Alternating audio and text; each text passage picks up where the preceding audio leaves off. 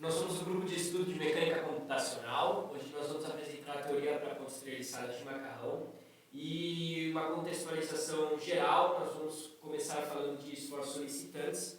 O primeiro esforço solicitante é a força normal, que é uma força perpendicular à face da seção transversal, que nós estaríamos analisando, como mostra na imagem. A força cortante ela é o contrário da força normal. Se a força normal é perpendicular, a cortante é paralela. Também a face da seção transversal analisada. Nós temos também o momento flexão, que é característico por essas duas setas vermelhas aqui que nós estamos vendo, que ele faz uma parte do corpo ser comprimida e a outra ser tracionada. Também existe o momento de torção, que é uma força de torção, como o T' e o T mostrado aqui. Ele dá essa característica de deformação no objeto, como está apresentado aqui. E o segundo ponto que nós vamos ver são as tensões. Então, o que é uma tensão? O que ela faz? Ela descreve a intensidade da força interna sobre um plano específico, geralmente uma área, que passa por um determinado ponto. Então, o primeiro tipo de tensão que a gente tem é a tensão axial, que é representado aqui, que é o sigma, que é a força normal aplicada sobre uma determinada área, certo? A força cortante, ela é a força aplicada sobre uma área da seção transversal. Ela é característica por essa equação aqui. A tensão-flexão, ela possui um momento fletor, que é aplicado numa determinada região, a região que nós temos esse objetivo. Podemos ver aqui, representado pela sigma, as duas direções, né, dentro da região do plano que nós estamos analisando. E aí ela tem uma distância de linha neutra, como representado pelo C na equação. E ela não sofre tração nem compressão, uma parte do corpo onde não está sujeito a nenhuma dessas forças, dessas características aqui de tração e compressão. E tem o momento de inércia, que é o I, que é da seção transversal aqui como característico dessa equação. Vale destacar que a tensão-flexão, quanto maior o I, menor a tensão-flexão. Então, quanto maior o momento de inércia, menor a tensão-flexão, que é representada pela essa sigma F.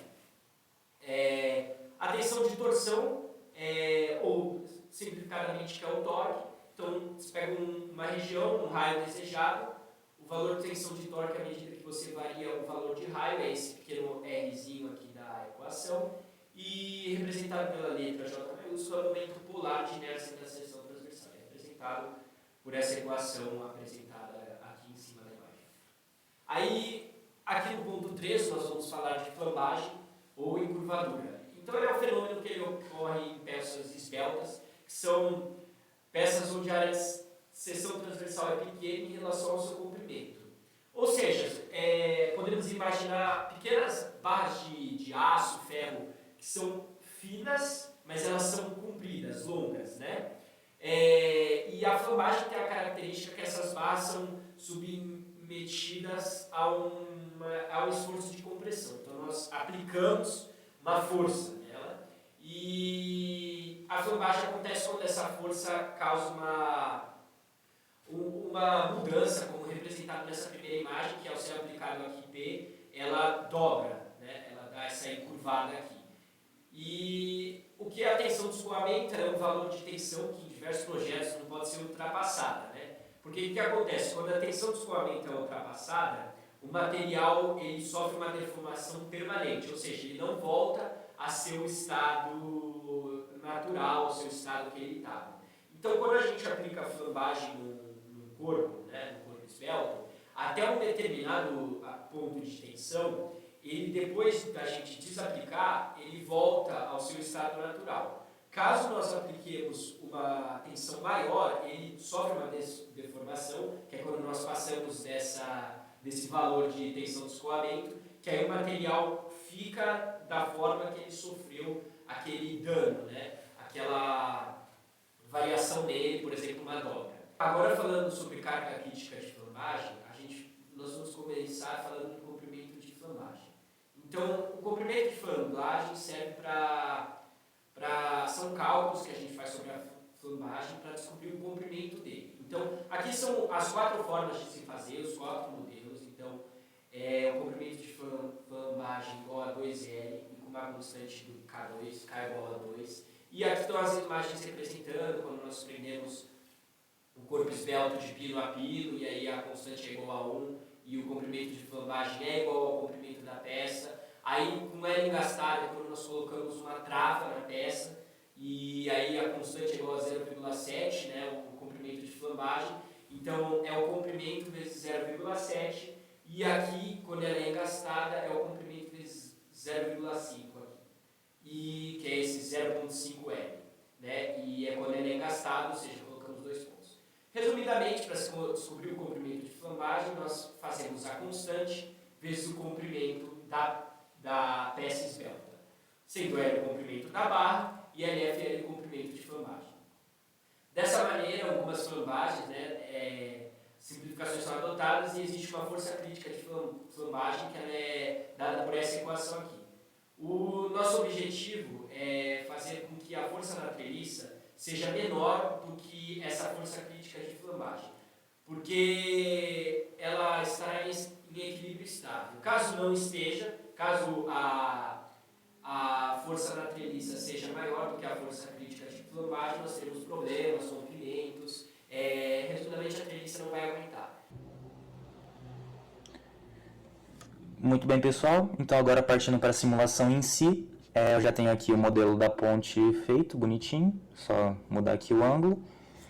Como já está o modelo todo pronto, a gente já pode vir aqui em Application direto e ativar o Prepost para a gente poder definir a malha e depois criar a simulação. Eu vou fazer um de cada vez, então, em vez de clicar aqui no New Frame Simulation, venho só no New Frame, e aqui a gente vai poder determinar a malha. Então, pode deixar no NX Nastran, dá um OK.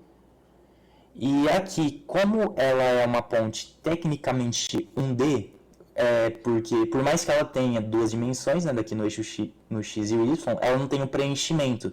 Então, é como se fossem várias coisas unidimensionais, várias barras unidimensionais. Então, para ela ser visível aqui no ponto FEM, a gente vem aqui em Geometry Options e ativa todas, porque aí vai se tornar visível como um sketch que ela é. Então, dá um OK. Aqui 2D Solid Option, aí a gente clica aqui no plano XY, que é onde a ponte está, dá um OK e ela vai estar aqui já no nosso arquivo .fem. E como eu mencionei antes, como ela não tem nenhum preenchimento, como se fossem várias bases unidimensionais, então a gente vem aqui no 1D Mesh, para bases unidimensionais. Então a gente seleciona a ponte inteira e muda aqui o tipo de elemento para esse C-Rod, porque é o elemento que se aproxima mais do formato do macarrão, que é o que a gente quer simular. Então, provavelmente vai estar aqui no C-Bar com padrão, você seleciona o C-Rod e pode dar um OK. Então, perfeitamente, a malha já está toda definida. Então, agora a gente vai definir o material do macarrão. Então, a gente vai aqui no 1D Collectors, clica no mais, vai ter o C-Rod Collectors. Botão direito, editar, e aqui de novo no editar. Então, a gente vai criar o elemento macarrão. Vem aqui no Choose Material, aqui embaixo no Criar Material. E aqui, como o que a gente está querendo analisar disso é só o estresse, a gente não precisa mudar em nenhuma dessas características do material. A única coisa que a gente vai precisar determinar é essa função aqui, que é o Ions Módulos, que é equivalente a 3.600 megapascal. Se atente bastante à unidade, 3.600 megapascal, dá um OK. Dá um OK de novo. E aqui na área de secção, a gente coloca 1 milímetro quadrado só para existir, não ser algo que não tem nenhuma área. Então, dá um OK de novo. Então, agora a gente já está com o material definido e com a malha criada. Já podemos vir aqui em nova simulação. Também NX Nastran, dá um OK. Aqui dá um OK de novo. E aqui a gente também não precisa nada, só dá um OK. Então agora, com a ponte aqui, a gente vai definir primeiro os pontos fixos dela. Então vem aqui em Constraint Type, User Defined Constraint. Vamos selecionar primeiro essa ponta aqui, que a gente vai bloquear os DOFs 1, 2 e 3. Que esses DOFs aqui são os que determinam o movimento dela no eixo X, no eixo Y e no eixo Z, que é de ir para trás e para frente. Então a gente deixa esses três fixados para a ponte não mexer em nenhum desses sentidos. Dá um apply. E agora a gente já pode clicar aqui na segunda ponta, nessa daqui. E nessa daqui, ao invés de bloquear os 3 dots também, a gente vai bloquear só o 2 e o 3, que são do eixo Y de altura e do Z, que seria para trás e para frente. Só que o X a gente vai deixar livre por causa de uma característica desse tipo de ponte treliçada, que para as contas terem resultados mais simples, ela tem que ter meio que um nível de liberdade nesse eixo X aqui. Então a gente deixa bloqueado só o Y e o Z, pode dar um apply, aqui cancela, pronto, já estão os pontos fixos definidos. Agora a gente vai definir onde vai o peso. Então vem aqui em Load Type, força, e clica aqui bem no meio, só para definir. Então força vamos colocar 100 newtons, que seria o equivalente a 10 kg. E aqui na direção, é só clicar aqui no vetor e selecionar o menos Y. Porque dá para ver aqui no cantinho que o Y é o vetor que está indo para cima. Então, como a gente quer que a força vá para baixo, nesse sentido, a gente coloca menos Y. Pode dar um OK, dá para ver aqui certinho a força, os pontos fixos. Então é só dar um solve. Pode dar um OK. E como é uma simulação bem simples, vai ser bem rapidinho. Aqui só 2 segundinhos. Pode fechar todas as janelas. E é só vir aqui na árvore na esquerda, aqui embaixo em resultados, estrutural, e já aparece todas as opções. A gente pode vir aqui no stress, pelo Element Nodal, que vai mostrar o stress em cada nó. E temos aqui a nossa ponte já com a simulação definida. Então, se você quiser, você pode vir aqui e definir Absolute 1 para 1, que ela fica mais realista, seria como seria realmente. E está aqui ela definida certinha. Se você quiser ter uma noção melhor dos valores, é só clicar nesse Identify Results, que ele mostra o valor da força em cada um dos pontos, certo? Então, está aqui a ponte já definida certinha.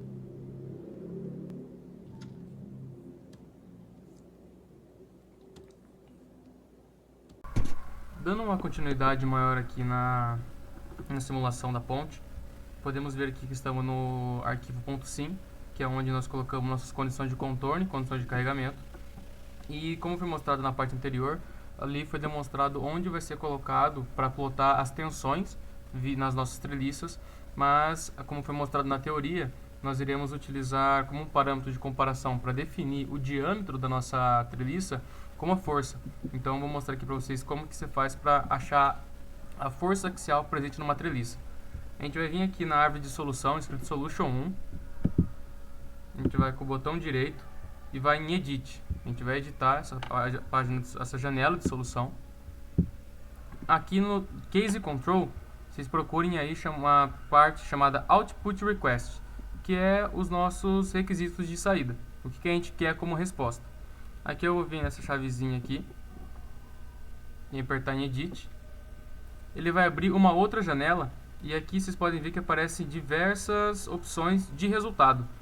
Vocês vão aqui em Force e essa caixinha ela vai estar desabilitada. Então se você quiser resultados de força nas treliças, você habilita ela. Vem em OK. Dá um OK de novo. E você aperta Solve. Ali ele vai resolver a sua simulação. Aqui eu já resolvi para não perder muito tempo. Vai aparecer aqui a pastinha de Results, dá um duplo clique em Structural. E vocês vão ver, em comparação com a parte anterior do vídeo, que apareceram duas novas partes de solução, que é Beam Results. Tem Elemental e Elemental Nodal. Aqui, para nossa análise, iremos utilizar Beam Results Elemental. Apertando no maisinho, vocês vão ver que tem Axial Force, Bending Moment e Bending Moment em outro eixo de rotação. Tem a parte de torção, força e isolamento, em outros também planos de análise. E como aqui nós comentamos, nós iremos utilizar a força axial. Então, duplo clique em Axial Force. E aqui vai aparecer todos os valores de força axial. Vocês podem perceber aqui na legenda que tem valores positivos e negativos. Os valores positivos são as treliças que estão em tração.